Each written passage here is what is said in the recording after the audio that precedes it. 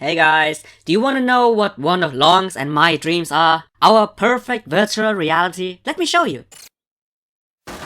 Of course, that will never happen in the anime, so there's only one thing I can do now. Stop it! Stop it! I don't know the way! I'm not your queen! Stop it! Stop it! Pokemon Ranger! I choose you!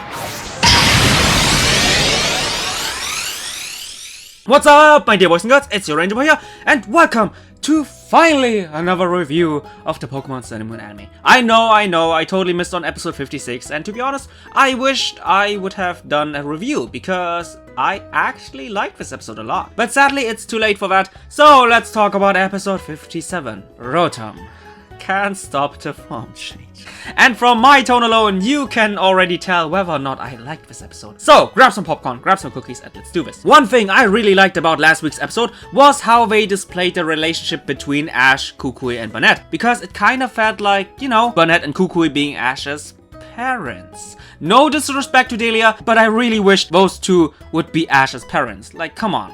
Aww. Why do I mention that? Because this week's episode continues on with that trend of those three having their family moment by shopping together. And of course, that means that Rotom will not only be responsible for the household, but also for the overall focus of today's story. I can't wait. And while he maturely receives a delivery like a big boy, there's a playful back and forth between Lycanroc and Litten. Will I ever be relevant again? Of course you will, you cute little kitty you. No, seriously, you will be relevant again, my friend. But even future plot progression won't stop Litten to behave like a dick, because he ends up attacking Lycanroc. Then one mistake happens, followed up by another, bada bing bada bang, switch.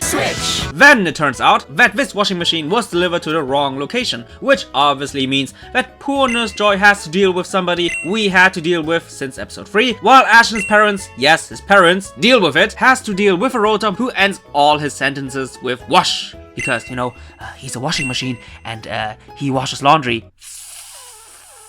Funny! But do you know what this week's episode does? What the majority of the AFR couldn't do? Get the others involved. Unfortunately, in a funny kind of way. Fan Rotom getting physically abused by adorable Sarah and Harper. Ah, so cute. Who could ever loot them? Please don't loot them, guys. Then, while Rotom is stuck in Kukui's TV, while also dreaming about something I dream about every night, Ash and Wash Rotom discover MARSHADOW. Just like that. And guess what? MARSHADOW has no relevancy to this plot or is foreshadowing anything. I say no foreshadowing because Wash Rotom later deletes the picture. Because funny! Anyway, Rotom also witnesses MARSHADOW, but since he's just a normal Rotom now, he can't do anything with this new discovery. Then he gets forcefully sucked into another power line, ends up in Lily's garden, and follows Lily like a deranged psychopath. By the way, just imagine Mo Rotom being the Sun and Moon writers, and this whole scene basically describes the whole anime. More Lily, more Lily, more Lily, I want Lily, Lily's focus, more Lily. So after the Sun and Moon superstar got rid of Rotom, the clumsy Pokemon ends up in the restaurant of my beloved and underappreciated girl Marlo. Give her more love, Sun and Moon! Who just received fresh milk from Kiawe. Fresh milk from Kiawe. Fresh milk from Kiawe.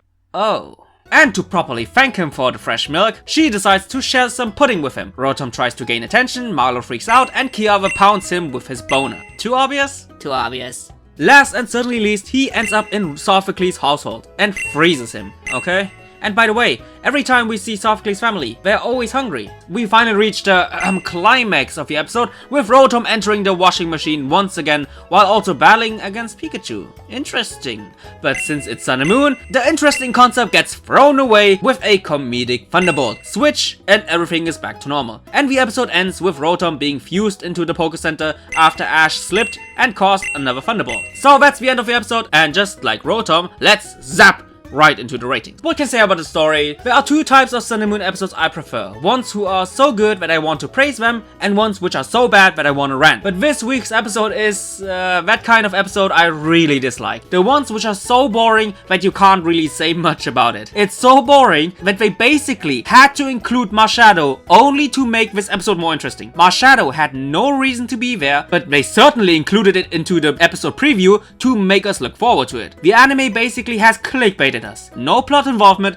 no potential foreshadowing, just wasted. Speaking of wasted, I really like the concept of Pikachu versus Rotom at the end. I mean, I didn't expect much from this episode because it was a Rotom based one, but a Rotom versus Pikachu battles certainly would have been interesting to see. But, of course, in good old Sun and Moon fashion, this turned out to be a comedic act. The Rotom slice of life moments with the others, come on guys.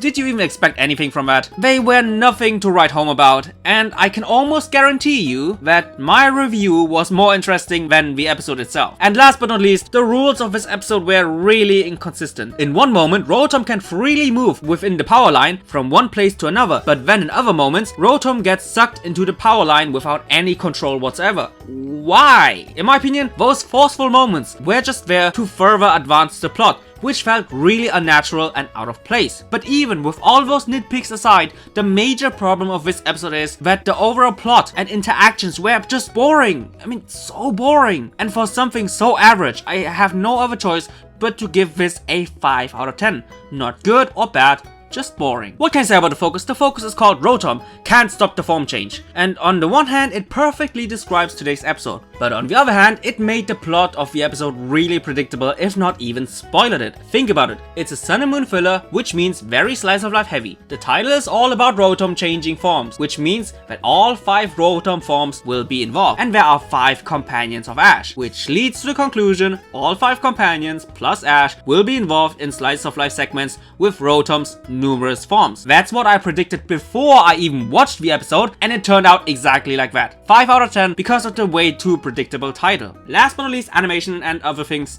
It's typical decent Sun and Moon animation, but with no highlights whatsoever in the animation department. The little battling segment between Pikachu and Rotom provides nothing because it's a comedic act, and MARSHADOW didn't provide anything because it wasn't even relevant. But as a result of this episode being filler, which usually don't really have any breathtaking animations, I won't be too harsh, so that's why 7 out of 10. And this episode scores a 5.66 out of 10 with the recommendation, you know, you can watch it if you want, but I personally am really glad that I don't have to watch this episode again. So I really hope you guys enjoyed this review, and just like always, see you guys in the comment section down below.